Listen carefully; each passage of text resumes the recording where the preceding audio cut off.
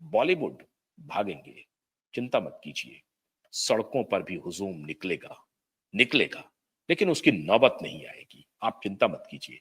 आप अदालत से जीतेंगे। एक असहाय माँ बाप के लिए जिस प्रकार से ये देश खड़ा है, असहाय माँ बाप को न्याय मिलेगा और छप्पर फाड़ के मिलेगा।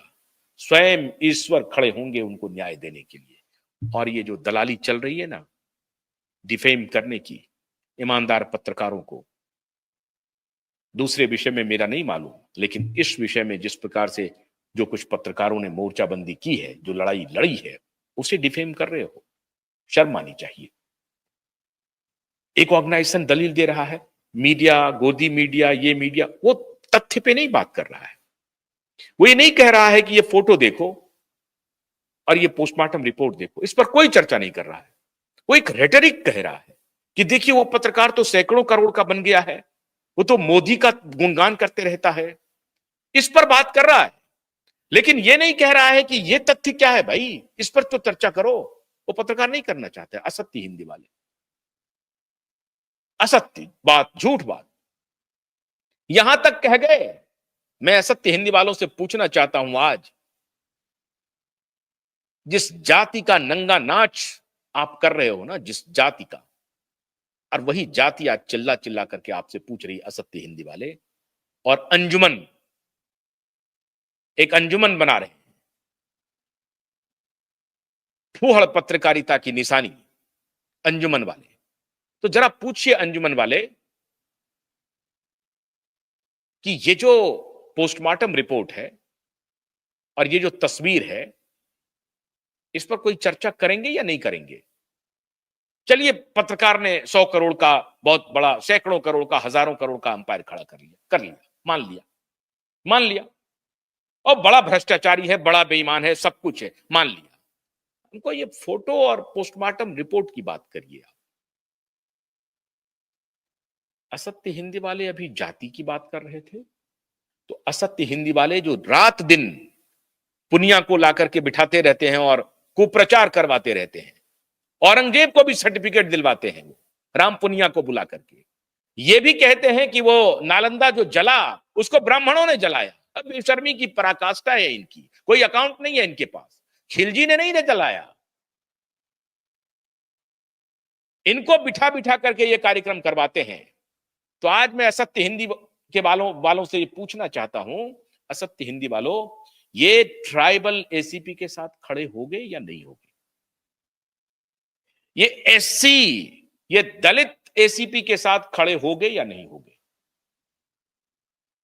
उसमें असत्य हिंदी में एक पत्रकार आके कहते हैं कि वो तो ऊपर में सवर्ण बैठे हुए हैं।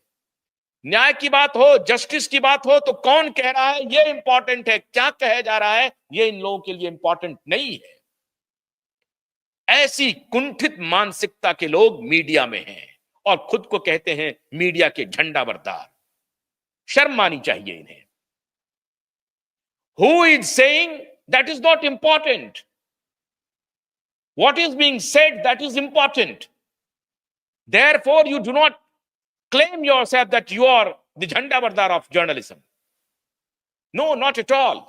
You are not. और अगर हिम्मत है तो एसीपी निकुंजे और एसीपी खड़गे से बात कीजिए, उनको बुलाइए, उनको पूछिए कि परमवीर के बारे में एसीपी निकुंजे और एसीपी खड़गे क्या कह रहे हैं, किस स्टिंग ऑपरेशन का हवाला दे रहे हैं। आपके हिसाब से वो दलित हैं, आपके हिसाब से वो ट्राइबल हैं। मैं नहीं देखता उन्हें दलित और ट्राइबल के रूप में, मैं एक पुलिस ऑफिसर के रूप में देखता हूं। मैं उनकी जात नहीं देखता हूं, मैं एक पुलिस ऑफिसर के रूप में देखता हूं।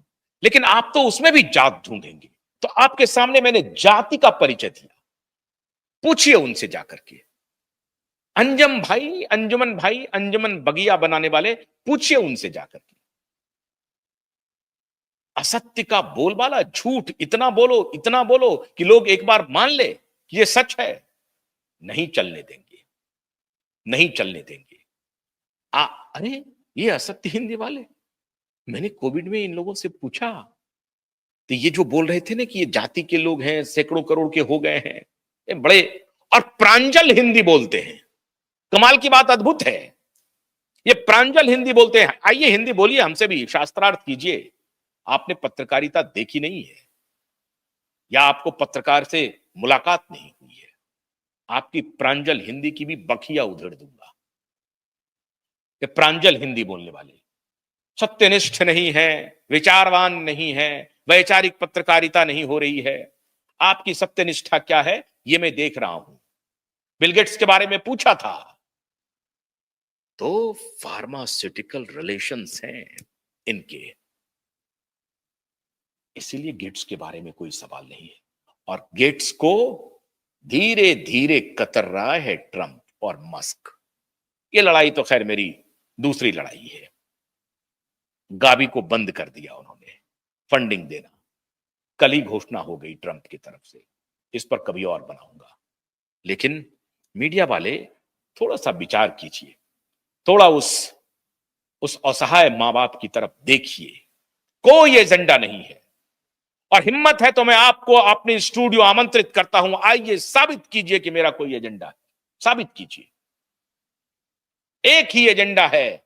जब मैं सतीश सालियान को देखता हूं, दिशा की मां को देखता हूं, बेचैन हो जाता हूं। और क्यों? क्योंकि पूरा देश बेचैन होता है। देखिए इनबॉक्स में क्या लिख रहे हैं लोग, देखिए ये पैरामीटर्स है आपका। अब दिशा के पिता ने अर्जी लगाई है होम मिनिस्टर से मुलाकात की।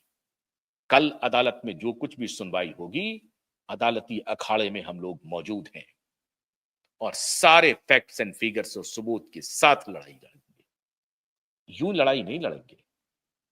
एजेंडा नहीं है, खुली किताब है। हमारा कोई एजेंडा नहीं है।